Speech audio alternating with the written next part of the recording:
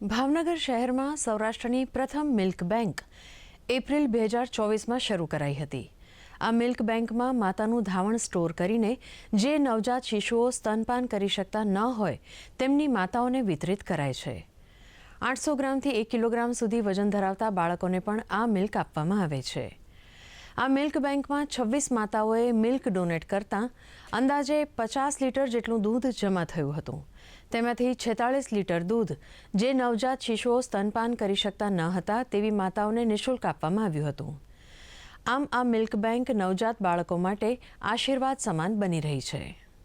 એશિયાની પ્રથમ milk bank છે કે જે કોઈ હોસ્પિટલ સાથે સંકળાયેલી નથી અને સૌરાષ્ટ્રની પ્રથમ મિલ્ક બેંક છે કે જેમાં પ્રસૂતા સ્વસ્થ નિરોગી માતા દૂધનું ડોનેશન આપે છે કે જે એના બાળકને એનાથી ડોનેશન આપવાથી કોઈ દૂધ ઓછું થતું નથી। જેવી રીતે આપણે બ્લડ ડોનેશન કરતા હોઈએ છીએ એ જ રીતે એ દૂધ એનઆઈસીયુમાં રહેલા બાળકોને આપણે પ્રોવાઈડ કરીએ તો એમને પાવડરનું દૂધ આપવું પડતું નથી અને એમની તંદુરસ્તી જળવાય છે અને એમનો ગ્રોથ સ્પીડમાં થાય છે કારણ કે એમનું વજન 800 ગ્રામથી 1 કિલો જેવો જન્મ સમયે હોય છે। મેં ઇન્ટરનેટના માધ્યમથી જોયું કે પાણવાડી વિસ્તારમાં રોટરી ક્લબ દ્વારા સંચાલિત lottery Amrutalay mother milk bank available છે, જેની મેં વિઝિટ કરી અને ત્યાંથી મેં મધર મિલ્ક લીધું, જેના કારણે મારા બેબીનું વેઇટમાં બહુ સારી ઇમ્પ્રુવમેન્ટ છે।